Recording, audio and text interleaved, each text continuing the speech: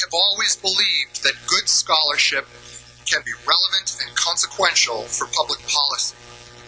It is possible to affect public policy without being an advocate, to be passionate about peace without losing analytical power, to be moved by what is just while conceding that no one has a monopoly on justice. I think our other scholars and our World Affairs Council's colleagues share that sentiment. Janan Reed is Associate Professor of Sociology and Global Health at Duke University. She's a Carnegie Scholar and Associate Director of Duke's Islamic Studies Center. Janan is half Libyan, spent much of her childhood in Libya, and thanks to the Arab Spring, she's had a touching and moving reunion with her father after many, many years. I owe you great thanks for a zesty presentation at World Boston 2 months ago, and of course, we won't go into it, but I also owe you dinner. Professor Marc Lynch is not here yet, so I owe Marc great gratitude for giving me the opportunity to live a lifelong dream and be Clinton's. Awesome. And P.J. Crowley, who needs no introduction because he moderated the last panel. I do want to say something. In March of 2011, weeks into the Arab Spring, the State Department sent P.J. to his hometown, Boston, where we had the great privilege of having events at Boston University School of Communications, Emerson College, and we threw a fine luncheon where he wowed our crowd. And MIT. And MIT, which World Boston was not responsible for that part of his itinerary. So over the weekend, I'm driving in New England and listening to NPR. State Department spokesman P.J. Crowley has just resigned. Well, P.J., thank you very much. My members love you, but on Monday morning, I had so many calls and emails from members. What did I miss by not going to that lunch? He is a man of great candor, principle. He got in trouble for speaking truth to power and saying something about the treatment, the detention of Private Brad Manning over the WikiLeaks thing. But you've landed on your feet.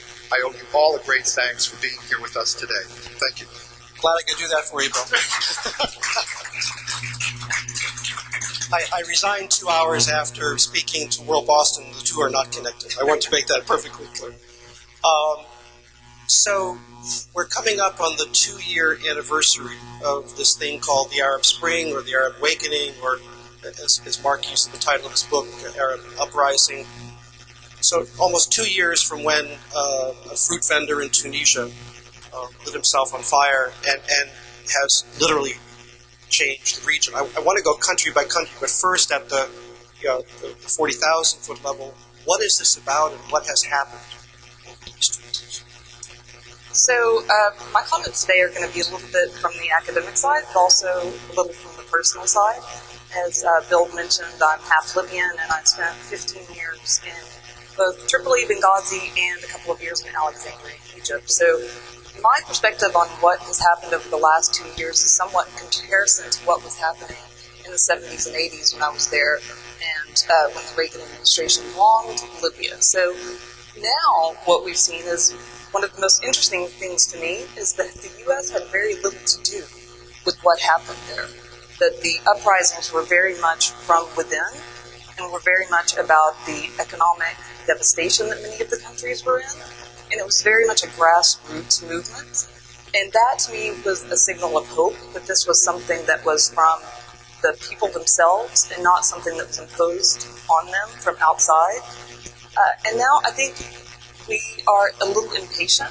It's only been 2 years, and there are still a lot of problems, and each of the countries has their own specific, unique problems that we will talk about.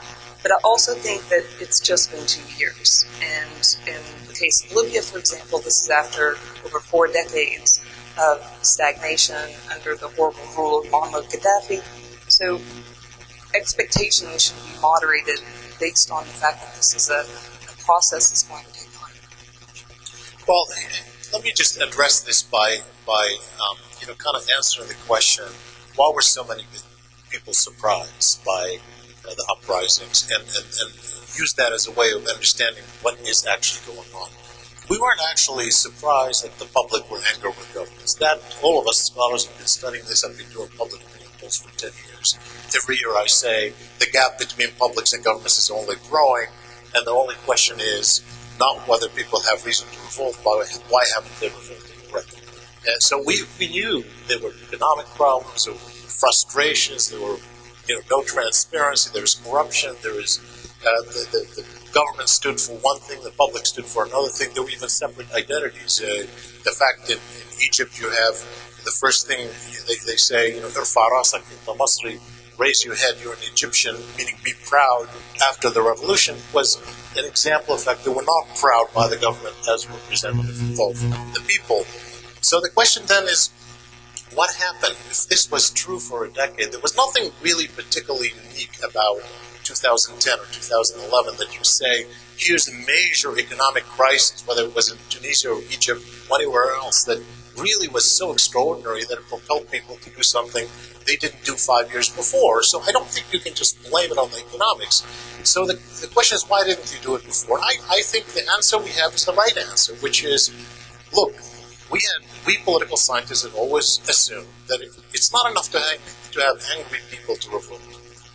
You've got to organize. You've got to get a lot of people to the streets. The governments have to feel the heat. So the fact that you have a lot of angry people doesn't quite make it. So governments understood that you can't get people to the streets without organizing. They preempted organizations. They outlawed political parties. They kept tabs on social institutions. They chopped heads when they needed to. They put leaders in prison that challenged them. And they were under control. That's why you had a lot of people saying authoritarianism is with us for the long haul in the Middle East.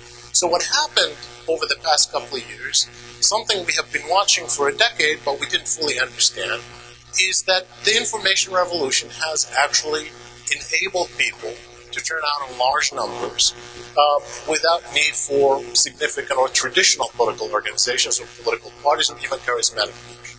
So when you get 1 million people into the streets, governments lose control completely. And so the real issue then is not why people revolted in the Arab. We have a whole set of reasons for it. That wasn't a surprise. But they were able to do it is in large part a function of an information revolution that has been so rapid, most of us didn't quite fully understand it. Certainly, we've been studying it, we understood the impact of satellite television, but the expansion, particularly over the 6 years, I do the polling on how many people use the internet, how many people use television in the Arab world. The expansion has been unbelievable. And you can see the differences, you can see the consequences of that. Now, that tells me, by the way, that when people ask, so what is going on here in the Middle East then? Of course, every country has its own set of problems. Every government has its own set of responses. We don't know how it's all going to turn out. But we do know one thing. You have a public empowerment in the Arab world that is expanding, only expanding because of the information revolution. No one can stop it because it is tied to the economic prosperity issue. You kill it, you kill the economy. It's only going to move forward. And that adds a dimension of power of the public that is going to force itself onto the politics of every country and every government, no matter the differences among them. Certainly, when you think about Tunisia and Egypt, two of the most connected societies in the Middle East from a media standpoint, it's not surprising that it started there, but what about Yemen? One of the lesser connected societies? Well, first, do you want to go ahead? No, go ahead. First of all, Yemen surprisingly is well connected, and it's interesting. One of the surprises to me, even a dozen years ago when I was out there for a conference, that when there was limited internet all over the Arab world, and I was using still AOL. How many of you know the dial-up AOL, the local numbers? We used to call with using the regular telephone lines. Sana'a, of all places, had a local number for AOL to dial up to connect. So it is more connected than you think, more. But I say that because I think when you get, there is something called an Arab uprising or an Arab awakening or an Arab empowerment. It's not just country to country. I think, yes, it started in Tunisia and Egypt. The satellite television, clearly had the power of communicating because you didn't need a lot of people in some ways to use the internet, because when you have one person taking a picture and then Al Jazeera is putting it on, one person is communicating or even tweeting, and then Al Jazeera is putting it on. It's the mixture of the social media and the satellite television. According to my polls, for the past decade, if you look at where we started, where Al Jazeera in the late 1990s had very little viewership in places like Morocco and North Africa. By last year, half of the Arab public said Al Jazeera specifically was the first choice for news, and another 20 to 30% said it's the second choice for news. And that has been the story of the Let's start going through Tunisia. Good news story so far, so good.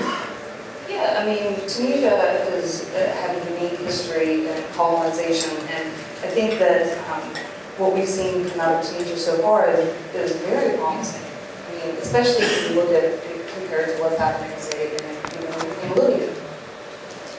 And what are the prospects? How will he evolve, or how will the Muslim Brotherhood empower people? Well, I know that a lot of people are frustrated with Egypt, people who expected quick transformation from the country, whether it's in Egypt, obviously, where the economy is still difficult and there's a lot of uncertainty, whether it's the outside world. For me, as a scholar looking at Egypt in a historical perspective and the kind of revolution and change that it's undergoing, it's been kind of a miracle that it has been relatively steady forward, that it has been relatively stable, that it has been relatively absent of. And those things are all promising. Now, there are problems. We know that, when the revolution started in Tunisia and Egypt, and then we contrast that with Bahrain or Syria, and people saying, well, in places like Syria and Bahrain, you have divided communities, divided society, Shia, Sunni, Alawi, etc. Whereas in Syria and in Egypt and Tunisia, you have relative homogeneity of the population. That's true, but it's not political homogeneity. And what we have faced, if you look at what's happening in Egypt, initially when they had the parliamentary election, people assumed that it was principally now the public supported mostly the Islamists, because they did. They basically controlled most of the parliament between the Muslim Brotherhood and the Salafi Noor Party. Well, by the time we get to, within a few months, by the time we get to the first round of the presidential election, what do we have? We had, even though only 46% turned out for that election, by the way, remarkably, and the Muslim Brotherhood was very good at turning out people, their candidate got only one quarter of the vote.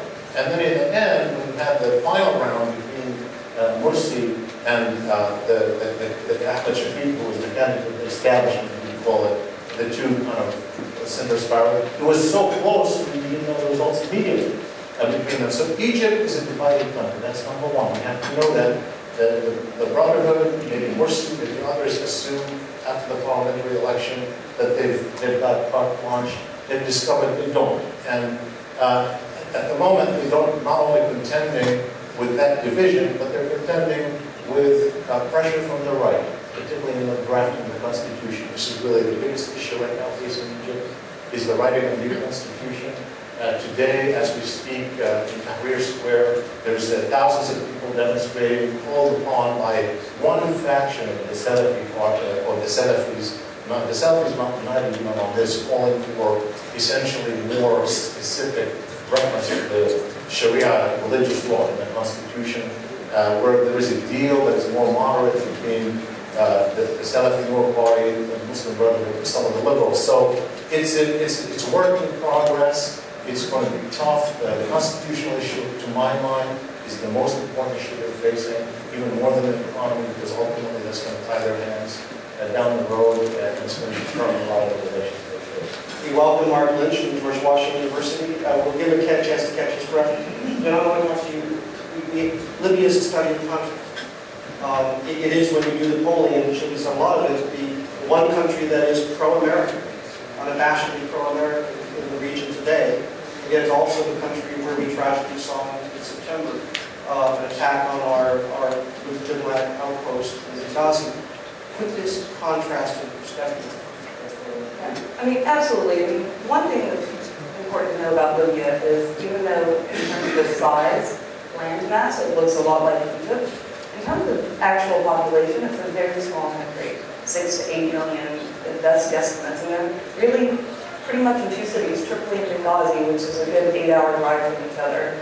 And getting back to sort of the information age, while there is a lot of social media and the younger kids are all very well connected, there's still a huge lack of organized information among Libyans themselves. So for example, my father was half a mile away from the embassy when this happened. He hadn't a clue. Nobody knew what was going on. All they could hear was the gunfire and they knew something was wrong. It was almost half a day later before they found out what was actually happening. So there is still a lack of organized information, and there's also still a lot of mistrust of the leaders. There's still a lot of factionalism among the current leaders of the Libyan government. People don't know if they should trust them. And I mean, this was, again, gets back to the 40 years and we did not say Muammar Gaddafi's name, even in a positive way, in case it was misconstrued. And then you would have the secret police come and get you, then they would go around with a megaphone and ask you to watch on their public television, hanging on the town square. You would see them take the body in a helicopter and dump it to the sea. So this is still an underlying fear about what the information is that they're receiving and if they can trust it. And they're heavily armed. And this is the other problem. There are a lot of arms left over and in the hands of the wrong people. So when I speak to my family there, they said, there are a bunch of thugs that have these weapons, and we want to be rid of them, and we want to move forward. And the other thing that I hear a lot is they do not want Sharia law. They do not want to go the way of Egypt. So we'll see what happens, but it's true that they're very pro-Western, very pro-American, despite what we saw happen in September, and despite the fact that, in the mid-'80s, the United States bombed. And that's still very much in the forefront of many of their views.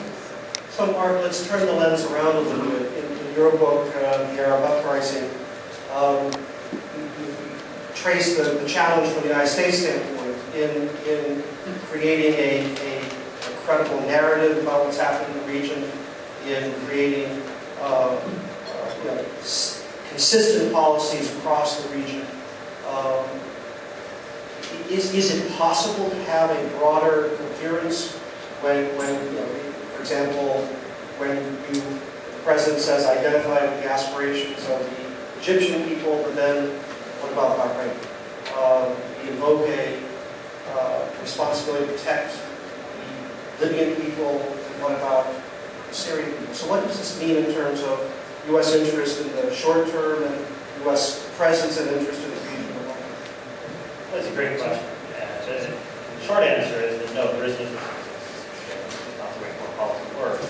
But a slightly longer answer would be that I think that there's some big changes that I think we've begun to recognize. And I think that the administration has been very good at recognizing them, and I think that it's going to be increasingly institutionalized. One of those is that for a long time there was essentially a bipartisan consensus that we would rather work with friendly dictators than to deal with the messiness of democracy. So every administration, in my living memory, talked about democracy. None of them really wanted it. What they wanted was friends that would be slightly nicer, more stable, more legitimate. But every time an administration was faced with the choice of whether to push for real democracy, which would empower publics, which might be hostile or difficult to deal with, they always chose the dictator over the people. And I think that idea that we have that choice, I think is simply gone. It's gone differentially, different rates in different parts of the region. I think we haven't quite caught up with the reality of the supplies in the Gulf and the oil-producing states of the Gulf just as much as it does with the rest of the region.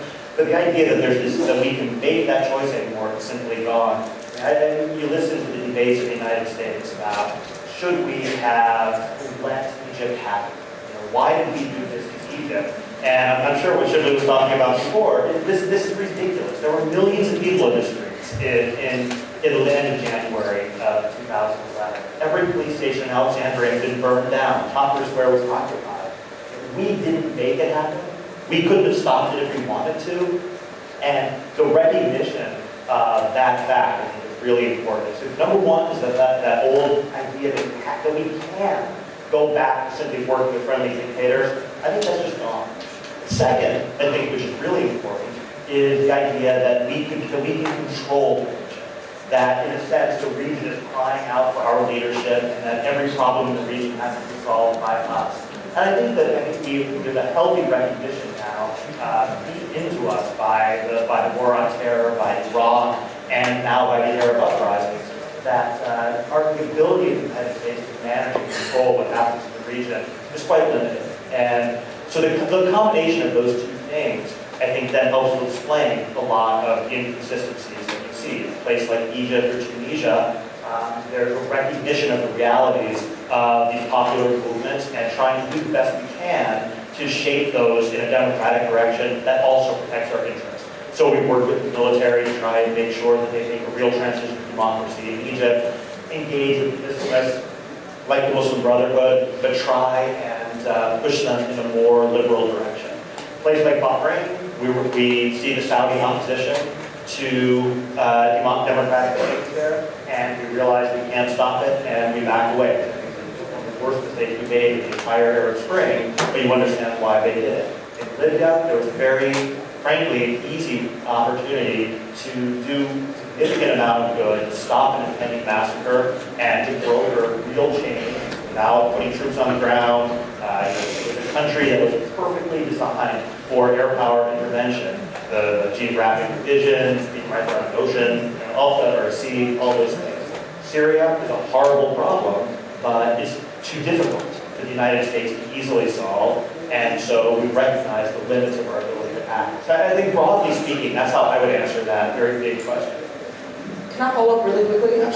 Just picking up on what you just said, Marc, about the idea that the United States tries or needs to control the region, and this picks up a little bit on yesterday's discussion about the role of the United States as a world leader. And to me, one of the ironies is the United States wasn't sort of the force up front. You know, it was England and France, at least in the case of Libya. And you know, if you think back to the 80s, the irony behind the French wouldn't allow the United States to fly over their airspace during the bombings on Tripoli. If you recall, the French embassy in Tripoli was accidentally bombed, and there was a big rift between the United States and France right after this time. I mean, it's been close to 20 years now, but I recall it, I was there. And you know, fast forward, and really the United States wasn't the driver in the Libyan case or in the Egyptian case. Well, if I may on this one too, I mean, I think the administration did one thing right, and understood that from the beginning, which is they understood this is not about America, and it shouldn't be made about America. And I think that was the assumption that drove a lot of the administration. Well, see, America couldn't change the course of history. Those are good propositions. But beyond that, every situation presented a different set of problems. Libya was an easy one for two really reasons beyond just the location and the consequences, because it's relatively limited. Syria has consequences for almost all the neighbors. One is that for the first time in history, you had almost all the Arab rulers and the public at a revolution in time and believed, that this government should go, and supported intervention. And you had the international UN Security Council resolution enabled it. And those two are huge. I mean, you can't, in a time, particularly when you're looking for legitimacy, local legitimacy, international legitimacy, I mean, the two are not coupled at all, even separate from the situation. But the one thing that we need to be careful about, though, is to lead to the conclusion that we've just embraced democratic change and it's irreversible. Let me tell you why I'm not yet there. I think that this administration is going to try. It obviously can't always succeed. But I think at the core, there's also an American public opinion. And what happened in our public opinion, right after, particularly after the revolution in Egypt, Tahrir Square created what I call the Tahrir Square paradigm in the American public. That was very different from the 9/11 paradigm. And we polled on this. I've done public opinion polls here in the U.S. So when you ask the American public, are the uprisings in the Arab world driven by ordinary people seeking freedom, democracy, and dignity, or are they driven by Islamic groups seeking to take control. More people said it was the former, that this was ordinary people like them. In fact, you saw it also then when you asked them, are your views of Arabs favorable or unfavorable? The majority of Americans in April 2011 had favorable views of the Arab people, favorable views of the Muslim people. 70% expressed favorable views of Egyptians after Tahrir Square. That has changed over the past year. What we see in the most recent poll I conducted last month is really a change where you have more people saying the Arab uprisings are more about Islamic groups seeking to take control, not about ordinary people. Their views of the Arabs are now sort of 50-50, favorable, unfavorable. And like on all of other issues, there's such a huge divide in America. It's like it's two countries in one. You have 2/3, of Republicans say the clash between us and the Arab world is still at the core a clash of civilization that can be overcome. And the majority of Democrats and Independents, on the other hand, saying no, it's all about conflict of interest that could be overcome. Still, though, a slight majority of Americans, remarkably, supports democratic change, even if it leads to governments that are not friendly to the U.S. Although there is a big divide, again, between Republicans and Democrats. That divide in American politics and that transformation of public opinion that is a function of what's happening in the Middle East leads me to believe that you can certainly have politicians who can exploit it in different directions. One thing I can build on that is I haven't seen your latest polling, but Pew also did a survey April of 2011 and another one in October, and they found a 30-point drop in Americans saying that the changes in the Middle East will lead to lasting improvement in people's lives. And you know what they found for the number of people who thought, the percentage of Americans who thought that the changes in the Middle East were good for the United States? 14%.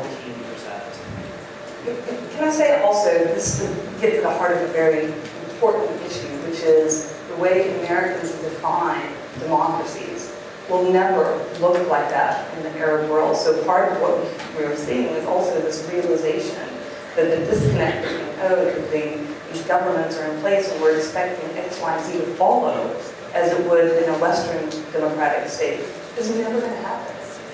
And so the expectations of what these democracies should look like moving forward needs to change. But my point fundamentally on this is that the really big change, cognitive change that has to happen for Americans is to understand that Arabs are not waiting for American permission. And they're just not. And they don't care if President Obama stands up and says, please want democracy. We're not leading it, and we shouldn't be leading it. And we can do things to help leaders stop it if we want to. We can sell arms to the Bahraini government and protect them from international sanctions. I think that's a bad idea, but we can do it. That only delays the inevitable. I don't think Bahrain has bought itself lasting stability by doing so. And now, some of our closest friends in the region, Jordan and Kuwait, are each experiencing, I think, in Kuwait's case, probably the most serious political crisis in modern history, other than being invaded. Since 1990. Yeah, other than being invaded. And Jordan is not doing much better. And so I think we're going to have really serious challenges very, very soon that we need to kind of decide where we stand on that. We'll take questions coming up momentarily. One more about Syria. And Shibley, you said that there's not the regional consensus to act yet in the context of Syria as there was in Libya. What are the implications of this grind that we see tragically every day? We've had some indications of spillover. Obviously, Jordan's dealing with significant refugee populations, as is Turkey. Turkey's exchanged fire with Syria now and again. We've got hands in the cookie jar, from the Saudis and the Iranians and others. What the implications along this goes? What do you see as the likely scenario for Syria in the next year or so? And what can the United States do? What should we do? So one of the things that we talked about going to the session of what are the perceptions of Americans in the region going to be, given that we have not been as aggressive or aggressive at all as we were in Libya. And so some of the things that I've heard come out of the region is that there's a belief that we were aggressive in Libya because of the oil, and because it was in the West's best interest to help, whereas Syria doesn't have the same sort of draw, if you will. So in moving forward with this, you have to consider the fact that part of this is seen, at least among some factions within the region, as representing our best interests. And if our best interests aren't served, then we're not going to act. Well, I think on this one, I'm not sure I agree, in the sense that I think that, let's say we act tomorrow, and I guarantee you the press will say we have some materialistic reasons for that, even if it was totally unfair. There's just not trust in American intentions when it comes to military acting. And obviously we're constrained in the way we act anyway, in our cooperation with Israel would be very difficult. I just don't see it. I think that it's a huge dilemma for this. I mean, when I watch, we're all bleeding to watch all this, the casualties we talk about this constantly. Look at the humanitarian cost for the Syrians. It's been a painful thing to watch with a failed international system. Let's face it, this is not just about American foreign policy. It is a failed international system. So we talk about the information revolution in our world. There's a global information revolution. We'll watch this, and there's expectations. When Assad, the father, did this in 1982, people weren't watching. It wasn't on TV. There was no expectation. We knew about it after. We didn't know about it now. We know about it as it goes. The public wants to see something done, whether it's in the Middle East or elsewhere, and we have no way of dealing with it. It's a failure of the international system in terms of that. But still, when you look even in our world, 90% of the people I poll in 6 countries sympathize with the rebels against the Syrian government. But when you ask them, do you want to see Western intervention in Syria, the majority says no. So they want something done. They don't know exactly what it is, but they don't want to see a military intervention. And this is a big part of the administration, not only because you don't know what the morning after will be. You see the divided opposition. Yesterday, as you know, the Secretary tried to help forge a different coalition in Qatar. It didn't quite work. You see who the people who are actually armed and fighting up in the north. They're ultra-Salafis that are of concern to the U.S. When you look at the consequences for Russia, I mean, this is not just a regional question. It is about the relationship with another superpower, with the UN. Really, it's interesting.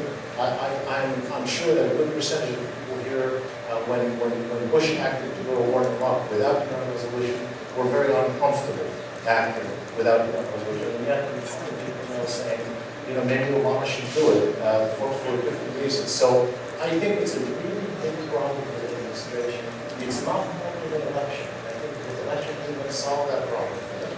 It's not even a political conflict. So Actually, affirm a cautious approach. exactly. And let me also say, I agree 100%. Don't get me wrong. I don't think we can win, right? I don't think that us going in and invading is going to change perceptions. I agree. Either way, there are going to be these perceptions, along with the perceptions of positive images with the West. So us helping Syria is by no means going to change the perceptions that we help some countries because of resources versus others. I think there's a growing trend inside of Washington in favor of some kind of intervention in Syria, some kind of increased action. I see no such trend in the country, in the public opinion, I just don't see any real support for it. I think Shibley's got it exactly right. Bottom line is what's happening in Syria is horrible, but I think American military intervention there would make things astronomically worse for Syria and for us. You asked what is it going to look like in a year? I pushed it out to 5 years. I think we're looking at an extended civil war fueled by the proxy interventions of every player in the region. Right now what you've got is what started as a peaceful uprising has now been transformed into an insurgency, and basically every player, the Saudis, the Qataris, the Emiratis, the Turks, the Iranians, they're all funding and fueling their own proxy gangs, and they're fighting, and it's just, there's no easy answer. Assad is alive. I don't think it matters. Whether Assad is in power or not, I don't see the civil war ending. And so imagine, just for the sake of argument, that we succeed I think the administration was doing the right thing over the spring and into the summer, trying to use COFI and the United Nations to broker a political transition. This was the only possible way to get to deal with the day after problem. What does Syria look like after Assad goes? The only way was to come up with some kind of political transition agreement which included representatives of the current regime and representatives of the opposition, and got rid of Assad and established a timeline of a transition, a 6-point plan to move towards negotiated transition. That failed. It was the right thing to do, but it failed. And now we're in a situation where there's almost no, there's a UN representative out there trying, but right now there's really no prospect for a political horizon. And that means that we've seen this rapid descent into armed insurgency and war. And that's why I'm extremely pessimistic. But I don't think that It's anything... containment, make sure it stays in Syria and right, that does not affect it. I just don't see any limited way that the U.S. could tip the balance. Simply arming the insurgents just fuels the bloodshed, doesn't end the battle, no fly zone doesn't solve the problem, and nobody, absolutely nobody, wants to see U.S. troops on the ground. And so, On that cheery note. Concurrently, apparently, there are the beginnings of some discussions about finding safe passage for Assad out of the country. Who might be willing to take him, A? I can think of a place like Burkina Faso, maybe. What would the Russians and the Chinese say or do? Would they be willing to collaborate on that as a possibility? And what, if it did become a possibility, would that achieve in terms of listening to what you just said, Marc, Lynch, in making any kind of change in what happens to the country afterwards if we're going to continue to have this ongoing problem with different factions? Assad would have to go to a place that is not a signatory to the International Criminal Court, which means he could come to Washington. But more likely, he would have to go to Moscow or someplace like that. I think it would make a huge difference if he left and allowed the beginning of the political transition. But to be perfectly honest, the possibility of reconciling various factions inside of Syria is infinitely lower today than it was 6 months ago when Kofi Annan was working with the Russians on exactly such a plan. So I still think it's the right thing to try. Personally, I would like to see Bashar al-Assad indicted before the Hague and leave the country and go someplace that's not signatory to the United States, because I do think that it is absolutely unacceptable for there to be impunity for the atrocities that have been carried out there. But at the same time, diplomacy is going to be needed at some point where you're not in. Back in the back. Hi, I'm Bridget Francis-Witt from the World Affairs Council in New Hampshire. I had a question about competency between the U.S. and the Middle East, about citizens knowing about the different cultures and government practices in each country. Being a student, I talked to a lot of people from the Middle East, and they told me that a lot of citizens in the Middle East don't understand how the government works in the U.S. and vice versa. I think that could be said about a lot of Americans who don't have the government. I tweeted out the other day that the world is now learning about the Electoral College and is as confused as most Americans. Well, I can tell you, I just returned from a week of lecturing in Saudi Arabia, Riyadh, Jeddah, and Iran, and the subject of all my lectures across the country, except one, were all about our elections, and mostly about our society and how it's divided and the consequences of foreign policy. There's tremendous interest in that. I think it's true, if you look at the Arab media here, they all sent reports for several days that were doing whether it's in every country almost, all the major satellites, the Arabia, which is here, the Saudi Arabia, Egyptian TV, they all were doing shows continuously. They had election returns. I actually did 6 hours of election return night in Al Jazeera Arab to the Arab world. Spent my evening there learning about that. Yeah, learning about who won the election right in the middle of it, a lot of what he said. So yeah, no, there's a lot of interest in that, and you're right. Not a lot of people know about it. I think exchanges are extremely important. One of the problems that we've had after 9/11 is that at the very same time that we were meeting, more and more interactions and exchanges, whether it's students or businesses, we also have more and more restrictions that made it more difficult because of the security issues. And I think it's really about time to revisit that. Yeah, I did an Al Jazeera English interview 2 days ago, and they asked about divisions in our society, whether the election was based along racial lines, for example. They said because different subgroups disproportionately went to one candidate or the other. I said yes, but we should give ourselves a little bit of credit. We had an inclusive election where we had one minority candidate defeated another minority candidate, and the election was largely about the economy and really not about race or religion. And that is a difficult concept for some others as they look at our society to necessarily fully understand. Marisa Lino with one of the sponsors of I'm curious, because I lived in Syria, to go back to Syria, when there's a lot of discussion about things breaking down into sectarianism, I don't see any mention of the fact that Syria has probably the largest Christian population in the Middle East, something like 20-30%. Exception 11. Is it that level? 11. Okay. My figures are dated. Anyway, I'm curious why this isn't discussed, and if you would comment on the role of the Christian community in Syria and how you see that playing out. Yeah, so I don't think we're hearing a lot right now about the difference between Muslims and the Christians, because that's not the overarching pressing problem in Syria.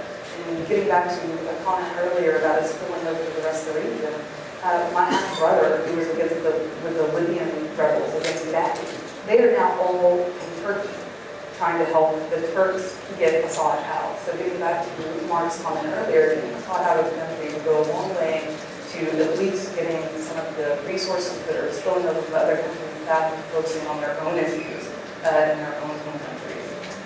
In a sense, Syria's Christians are for the most part African American. And that's the bottom line. They saw what happened in Iraq, where the Christian community was largely wiped out after the fall of Saddam, and along with most of the other religious minority communities. And they see an opposition, which is increasingly, the public face of the opposition is increasingly a Sunni Islamist one. And they're quite frankly scared. And I think that one of the problems with the way Syria was covered early on was that it was covered within this Tahrir frame, where the assumption was that this was a unified people against simply one man, this one person regime. The Libyan model was largely right for Libya.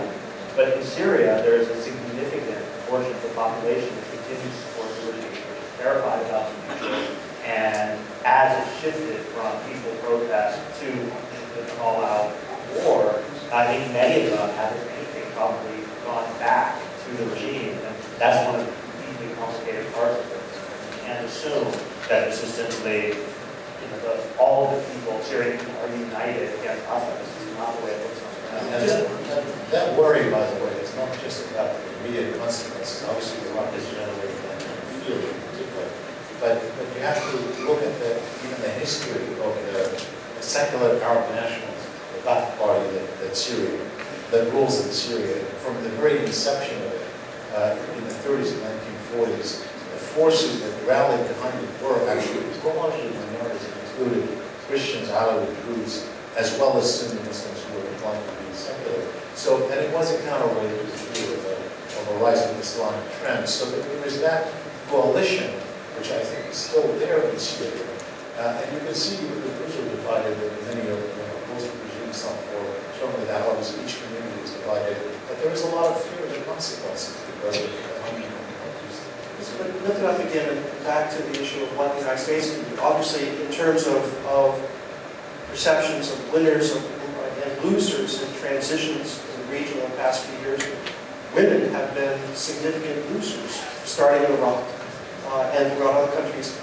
What can the United States do in terms of saying that as you write a constitution, as you open up your political process, there has to be a role for women within conservative societies that's not going to be their first inclination?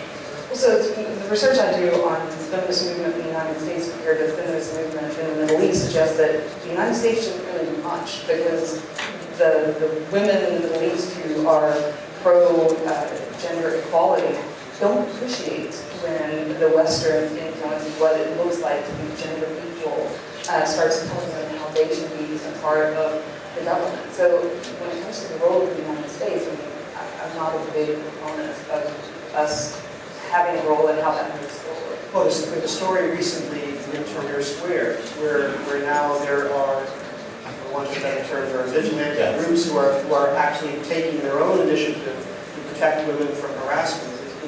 Does this have to come from within? Well, I think you have to worry about it country by country for sure. In Tunisia, for example, just to give you an example of what happened.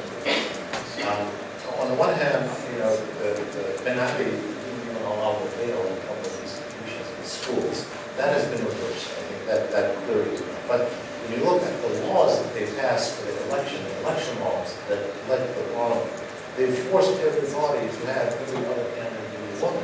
As a consequence now, in the parliament, you have far more women members than in the past. And the largest number of women as a percentage of the bloc is actually within the Islamic groups because they're one of the largest instead of some of the parties only one. So the first one was a man, the second one was a woman. So they have a larger actual representation. And we don't know how this is going to really come into the Constitution. They're still debating the Constitution.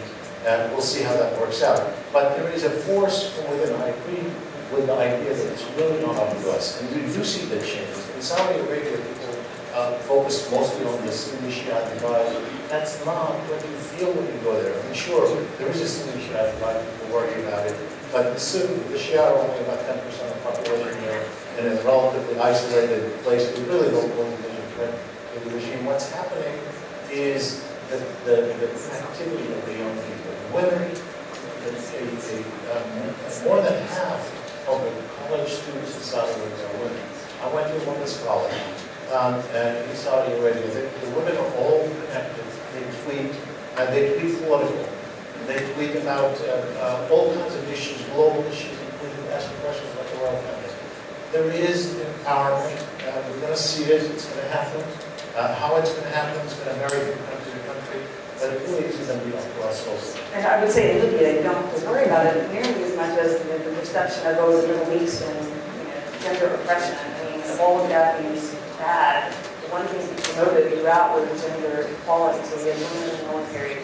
All of my aunts have either PhDs or MDs or in ministries of health. So the gender issues was never as big a problem in Libya as it has been in some programs. We're coming up on time, so I think what we take, both of you ask your questions and we'll use your questions to summarize. Hi, I'm Bernadette Quiroga. I'm from St. John's College in Santa Fe, New Mexico. And my question is quite broad. I'm interested in if after the Arab Spring, the Middle East seems, or in fact is, in some sense more united than it was before. And should we, the United States and the rest of the world, should we regard it as being more united, or are there more differences after what we've seen happen during the Arab Spring? And if you could also specifically talk about where this unification or these differences are. Thank you. Hi, George Pate, World Affairs Forum, Stanford, Connecticut. Stephen Hadley referenced Ambassador Marlon Washer earlier today. He spoke a little while in New York, a little while ago in New York, and made a couple of major points, one of which was the need for the growth of the spirit of pluralism in politics across the region of the Middle East. When he was asked what the seeds of that growth, or what the conditions that might foster that growth would be, he essentially reiterated his other point, which was that Americans shouldn't think they have much to do with creating or fostering one. So, granted that second point, I would ask this panel, are there seeds of growth of political pluralism or conditions that could help nurture it? And what are they, or is the question not so relevant? Hey, Marc, why don't you start off? In your book, you talk about this pan-regional narrative. It's not, pan-Arab nationalism. It's a different phenomenon. But there is, because of the connectivity that should be talked about, the fact that someone in one country can see what's happening and respond in real time to what's happening within their neighborhood. It's a combination, starting with Al Jazeera and moving through social media, Twitter, and that sort of thing. I think there's a greater degree of identification and connectivity between Arabs spread out through the Arab world and in the diaspora, here in the United States, Europe, and the rest, than there's probably ever been in history. And I think that January to March of last year was probably the highest level of intense identification and interaction in Arab history, except maybe a few years back in the 1950s. Just in terms of, you would watch Al Jazeera back in February, and they would show these split-screen images with 5 different Arab cities, and you would have the protesters marching at the same time, live, chanting the same slogans, holding up the same signs in 5 different Arab cities simultaneously, and then they would do that magical flip thing and show 5 different Arab cities and the same thing. And that was really unprecedented, I think.